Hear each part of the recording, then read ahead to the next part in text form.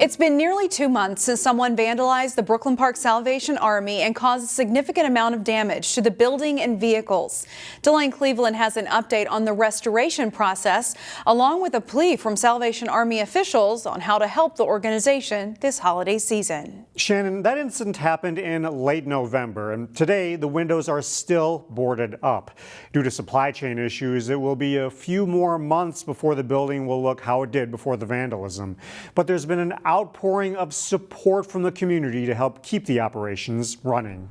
The Brooklyn Park Noble Corps is a hub of a lot of services throughout that area. On the evening of November 3rd, someone broke into the Brooklyn Park Salvation Army and, for reasons known only to him, smashed a number of windows, intentionally set fire to coats and a pew in the sanctuary, and vandalized vehicles in the parking lot. Jack Heinrich was subsequently arrested and charged with arson, burglary, and damage to property. Yet through it all, the Salvation Army persevered thanks to people's generosity. All sorts of donations, from toys to the coats, to food, to monetary donations to help make sure that the impact of those events weren't going to be felt by the Salvation Army having to curtail anything going on. One of those donations came from Minnesota native and current NBA player Chet Holmgren. In early December, he visited the Brooklyn Park location and distributed hundreds of coats to families in need. And it was really a sight to see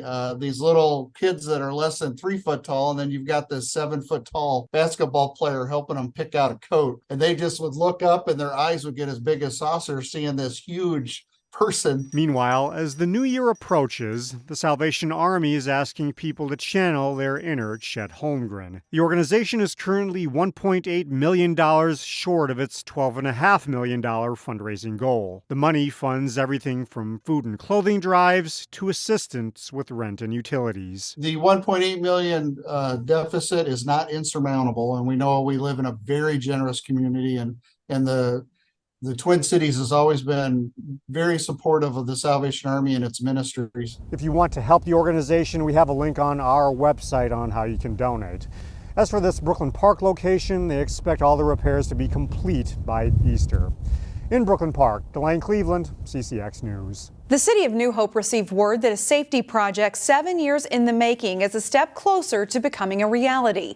CCX reporter Jenna Globe has more on what the city plans to do with the streets near Meadow Lake Elementary. New Hope is on a mission to make the roads around Meadow Lake Elementary School safer for students. It started with a Safe Routes to School plan. That helped outline what needed to be done to help make this a safer area. The Met Council awarded the city more than $360,000 as part of the Investment in Infrastructure and Jobs Act. New Hope Community Development Specialist Jeff Alger says the city has a plan in place on how to spend it. So this northbound turn lane here on Boone Avenue would be eliminated as part of this project, resulting in just one lane heading north. That will limit the number of vehicles stopping at the intersection, as well as how far kids will have to walk to get across. Students will be able to stand here as opposed to back there as they're waiting to cross. The project will include new stop signs with flashing lights and signs alerting drivers of how fast they're going. Curb extensions at Zealand and 62nd will also shorten the distance students have to walk.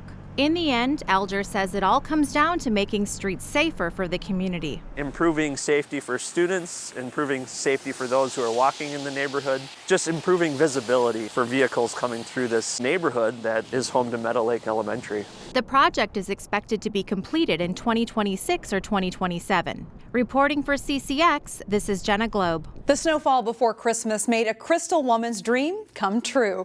The city of Crystal shared this photo of a woman named Nancy who said it was on her bucket list to ride in a snowplow during plowing operations. And she got to do that on December 22nd.